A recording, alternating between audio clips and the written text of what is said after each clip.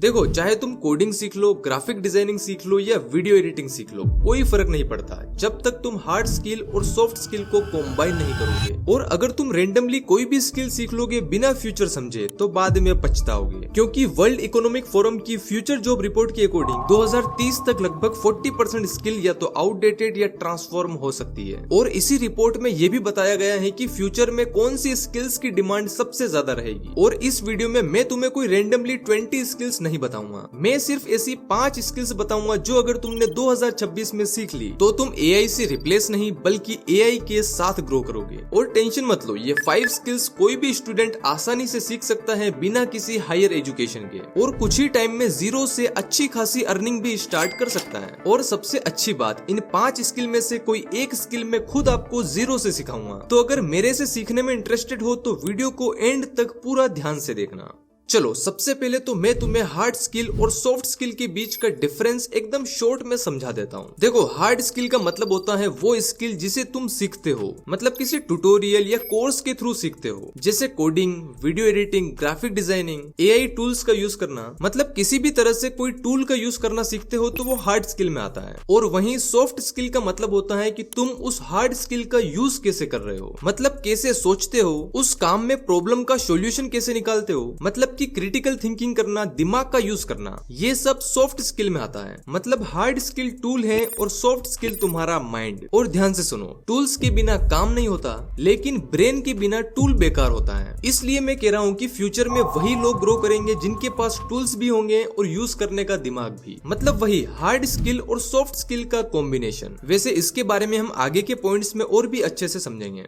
पहले बात करते हैं स्किल नंबर 1 की, जिसके बिना आप कोई भी स्किल सीख ही नहीं सकते, और वो है डीप वर्क एंड फोकस। देखो, आज के टाइम पे प्रॉब्लम ये नहीं है कि लोग टैलेंटेड नहीं है, बल्कि प्रॉब्लम ये है कि लोग फोकस नहीं कर पाते। आप ऑनलाइन कोई भी स्किल सीखने बैठो, थोड़ी देर में इंस्टाग्राम खुलता है, फिर लोगों की स्टोरीज देखते हो, एंड कब स्टोरीज से रील्स पे चले जाते हो और 2-3 घंटे कैसे निकल जाते हैं पता ही नहीं चलता। देखो, डीप वर्क का सिंपल मतलब होता है कि एक फिक्स टाइम के लिए बिना किसी डिस्ट्रैक्शन के सिर्फ एक काम पर फोकस करना। अब बहुत सारे लोग तो ये छोटी सी वीडियो भी पूरी एंड तक नहीं देख पाएंगे क्योंकि फोकस ही नहीं है। अब सवाल आता है कि फोकस डेवलप कैसे करें। इसके लिए एक सिंपल और प्रूवन मेथड है जिसे पोमोडोरो टेक्निक कहते हैं। इसमें तुम बस 25 मिनट के लिए पूरे फोकस के साथ काम करते हो बिना किसी डिस्ट्रैक्शन के, और उसके बाद बस 5 मिनट का ब्रेक लेते हो। तो स्टार्टिंग में आपको इसी तरह से काम करना है, 25 मिनट तक काम करना है और फिर 5 मिनट का ब्रेक लेना है। फिर धीरे धीरे तुम्हारा फोकस बढ़ने लगेगा और फिर 25 मिनट से 45 मिनट और 45 मिनट से 90 मिनट तक तुम फोकस कर पाओगे। तो ऐसे तुम अगर रोज 2-3 घंटे डीप वर्क करना सीख गए तो मैं गारंटी के साथ कह सकता हूँ कि तुम उन 90% लड़कों से ऑटोमेटिकली आगे निकल जाओगे, क्योंकि आज के टाइम पे स्किल रेयर नहीं है, फोकस रेयर है। और जिसके पास फोकस होगा वही स्किल मास्टर करेगा,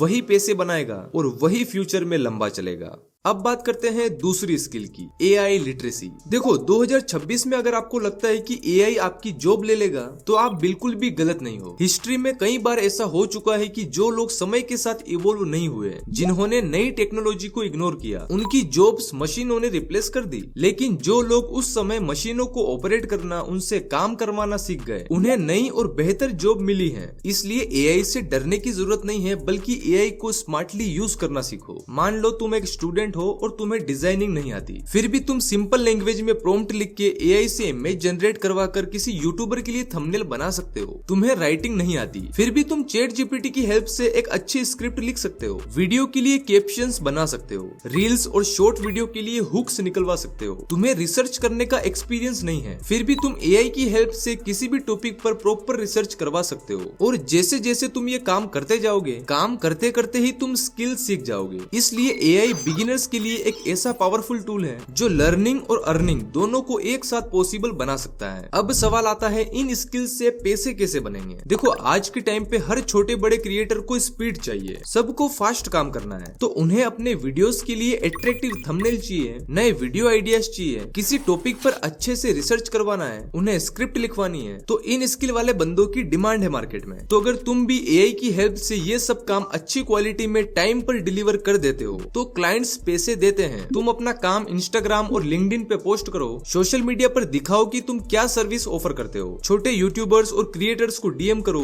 और उन्हें बताओ कि तुम उनके लिए क्या काम कर सकते हो। और मेल्स में सिर्फ बड़ी बड़ी बातें नहीं लिखना है, उसमें अपना पोर्टफोलियो भी दिखाना है। कोई भी क्रिएटर पहले काम देखता है, उसके बाद रिप्लाई करता है। और कई लोग तो AI based YouTube channel, faceless content और एआई ऑटोमेशन चैनल भी लोग बना रहे हैं। वैसे इनके बारे में हम आगे कंटेंट क्रिएशन वाली स्किल में डिटेल में बात करेंगे। अभी के लिए बस आप इतना समझो कि जो स्टूडेंट एआई को स्मार्टली यूज करना सीख गया, उसके लिए अर्निंग करना इजी हो जाएगा। अब बात करें स्किल नंबर 3 की, तो वो है वीडियो एडिटिंग। बहुत सारे लड़के सिर्फ एक एडिटिंग सॉफ्टवेयर सीख लेते हैं और खुद को एक प्रोफेशनल एडिटर बोलना स्टार्ट कर देते हैं। मुझे रोज ही मेल्स और डीएम्स आते हैं और उसमें लिखा रहता है कि भाई मैं एक प्रोफेशनल एडिटर हूँ और आपके वीडियोस एडिट कर सकता हूँ। और इनमें से कुछ लोगों का तो पोर्टफोलियो तक नहीं होता। तो मेरे भाई, सॉफ्टवेयर सीख लेना एडिटर बनना नहीं होता। एडिटिंग का मतलब होता है किसी स्टोरी को विजुअली समझाना, इमोशंस को फील करवाना, व्यूअर के दिमाग के साथ खेलना। देखो, कोई भी एडिटिंग सॉफ्टवेयर सीखना कोई बड़ी बात नहीं है। मैंने सिर्फ 2 घंटे में प्रीमियर प्रो सीख लिया था और आज के टाइम पे यूट्यूब पे हर सॉफ्टवेयर के हजारों ट्यूटोरियल मिल जाएंगे। रियल डिफरेंस यहाँ आता है कि तुम उस एडिटिंग सॉफ्टवेयर का यूज करके अपनी क्रिएटिविटी के थ्रू कितना अच्छा आउटपुट निकाल सकते हो। मतलब तुम्हारे सोचने का तरीका, तुम्हारी डिजाइनिंग स्किल्स, तुम कितना अच्छे से चीजों को विजुअली प्रेजेंट कर सकते हो। ये चीजें एक एडिटर को एवरेज से बेटर बनाती है। तो अगर तुम सीरियसली वीडियो एडिटिंग सीखना चाहते हो तो मेरी एडवाइस यही रहेगी कि सबसे पहले अपनी कैटेगरी डिसाइड करो। मतलब पहले देखो कि तुम किस टाइप के वीडियोस एडिट करना चाहते हो। फिर उस कैटेगरी के टॉप क्रिएटर्स की वीडियोस को ध्यान से देखो। नोटिस करो कि उन्होंने किस जगह पर किस टाइप की फुटेज लगाई है, टेक्स्ट कैसे लिखे हैं, कट्स कितने फास्ट हैं, कहां पर किस टाइप के एनिमेशंस का यूज हो रहा है, किस टाइप का म्यूजिक और साउंड इफेक्ट्स यूज हुए हैं। जब तुम ये चीजें ऑब्जर्व करना सीख जाते हो तो तुम्हारी एडिटिंग ऑटोमेटिकली इंप्रूव होने लगती है। देखो, अगर तुम वीडियो एडिटिंग को लेके सीरियस हो तो ये कुछ चैनल्स हैं जिनको आप देख सकते हो। यहाँ से आपको बहुत कुछ सीखने को मिलेगा। नंबर 4 पर है कंटेंट क्रिएशन। शायद तुमने भी कभी सोचा होगा कि मैं भी यूट्यूब चैनल स्टार्ट करूं, लेकिन फिर दिमाग में कुछ सवाल आए होंगे, लाइक किस टॉपिक पर वीडियो बनाएं, वॉइस ओवर कैसे रिकॉर्ड करें, स्क्रिप्ट कैसे लिखें, एडिटिंग कैसे करें, फुटेजेस कहां से लेना है, कॉपीराइट्स का क्या फंडा है, माइक कौन सा यूज करें। और इसी कंफ्यूजन में बहुत सारे लोग स्टार्ट ही नहीं कर पाते और जो स्टार्ट करते हैं उनके व्यूज नहीं आते। तो देखो, यूट्यूब कोई लक या किस्मत का गेम नहीं है। यहाँ सिर्फ वीडियो अपलोड कर देना काफी नहीं है। आपको प्रॉपर प्लानिंग, क्लियर डायरेक्शन और सही स्किल के साथ आना पड़ता है, तभी आप यूट्यूब पे लॉन्ग टर्म तक टिक पाते हो और पैसे कमा पाते हो। और अगर आप सच में कंटेंट क्रिएशन में इंटरेस्टेड हो